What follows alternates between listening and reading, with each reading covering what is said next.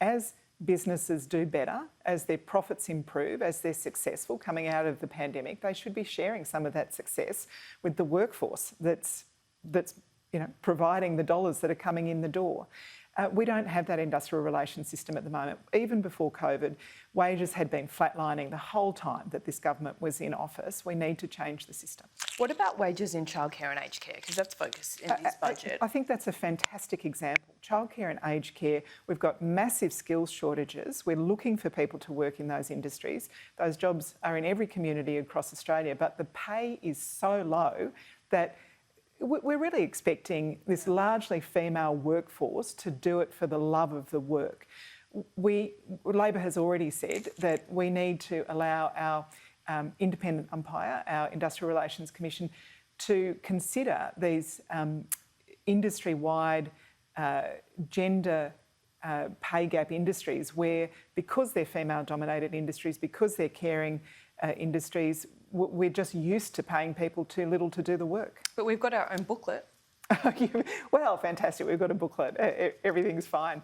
Well, it's interesting that you say that because it does show that the government acknowledges that they've got a woman problem. I don't think anybody believes that some of this investment would have happened if Scott Morrison wasn't trying to fix a political problem of the government's own making because of their shocking handling in recent months of a whole range of issues around sexual assault, around sexual harassment. I find it really interesting that politically the government thinks it's on a winner because Labor's giving more money to so-called rich women when it comes to childcare.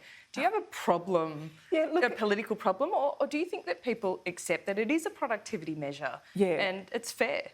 So, two things. First of all, childcare is not a women's issue. Families decide family budgets, and I know that there's plenty of dads out there who are wondering how they can afford that extra day of childcare that the family If it was really needs. a women's issue, should it just be on the women's wage? The means test on the women's wage? You make a very good point.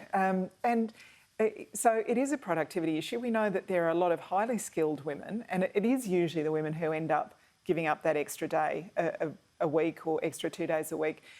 There's a lot of highly skilled women who'd love to be doing more hours of work. It just doesn't pay for them to take on that extra day. And especially during a pandemic recovery, we don't want anybody saying no to an extra day of work because they can't afford the childcare bills. And three-quarters of the people who benefit from Labor's package actually miss out under the government's package. It doesn't start till 2022. You've got to have more than one child in childcare at the same time. So if you've got one in childcare and one in school, you don't benefit at all. Well, you have to have children really essentially in 2 years. And look, I think that's bad planning, frankly.